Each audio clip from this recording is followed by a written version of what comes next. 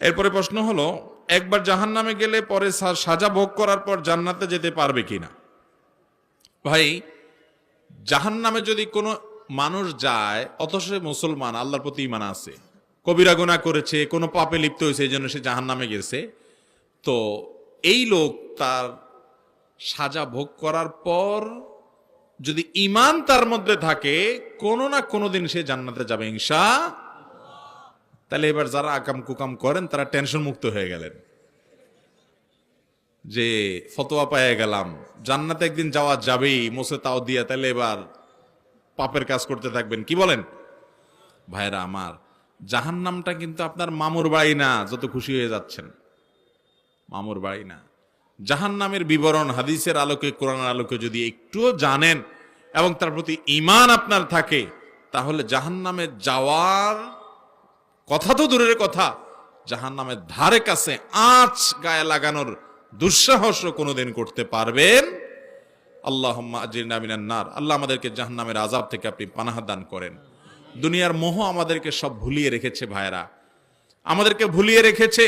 কোরআন এবং সুন্নাহ শীর্ষক বিবরণগুলো আমাদের ইয়াকিন হয় না, আমাদের ঈমানের দুর্বলতার কারণে। ভাইরা আমার, সেজন্য জাহান্নামে যদি এক মুহূর্তের জন্য কেউ যায়, তার অবস্থা ভয়ঙ্কর হবে। একটা হাদিসে আসছে যে এক লোক দুনিয়াতে সারা জীবন সুখ ভোগ করছে, সারা জীবন সুখ ভোগ করছে, জীবনে কখনো দুঃখের দেখা পায় নাই বা উল্লেখযোগ্য কিছু হয় নাই, বেশিরভাগ সুখেই সে ছিল, চিরসুখী আমরা যাদেরকে বলি। এরকম কোন মানুষকে যদি জাহান্নামের চারপাশ দিয়ে, আশেপাশে দিয়ে একটা চক্কর দেওয়ানো হয়, জাহান্নামে ফেলানো হয় না, তো জাহান্নামের ভয়াবহতা অনুভব করার পর, উপলব্ধি করার পর, আঁচ করার পর, সে সারা জীবন যে আল্লাহর নেয়ামতের মধ্যে ছিল সে ভুলেই যাবে, সে স্বীকারই করবে না, ভুলে যাবে সব। অতএব জাহান্নামে একবার যাওয়ার পর পুড়ে শাস্তি ভোগ করে তারপর আপনি জান্নাতে কখনো আসবেন, সেজন্য আরামসে আকাম করবেন, গুনাহ করবেন, এটা বুদ্ধিমান করতে পারে যদি জাহান্নাম সম্পর্কে ন্যূনতম ধারণা থাকে। আল্লাহ তাআলা আমাদেরকে হেফাজত থাকার তৌফিক দান করুন। যারা হাদিস অস্বীকারী একটা গ্রুপ বাইর হইছে, এরা বলে একবার জাহান্নামে গেলে সে চিরকাল জাহান্নামে থাকবে, আর কখনো আসবে না। ইমানদারের ব্যাপারে এই কথা প্রযোজ্য না, এটা ফালতু কথা।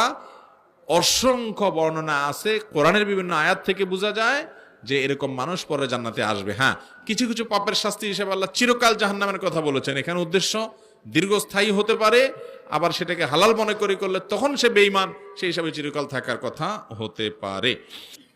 মহিলারা কি নামাজ শেষে মুনাজাত ধরতে পারবে কিনা? ভাইরা আমার, মহিলা পুরুষ যে কেউ নামাজের পর নবী করিম সাল্লাল্লাহু আলাইহি সাল্লামের শেখানো দোয়া, জিকির এগুলো পাঠ করবে। এর পাশাপাশি আল্লাহর কাছে বিশেষ কিছু চাওয়ার দরকার হলে অবশ্যই তিনি চাইতে পারেন, কারণ নামাজের পরে দোয়া কবুল হয়। অতএব নামাজের পর পুরুষরা যেরকম আল্লাহর কাছে চাইতে পারেন, মহিলাদেরও চাওয়ার অধিকার।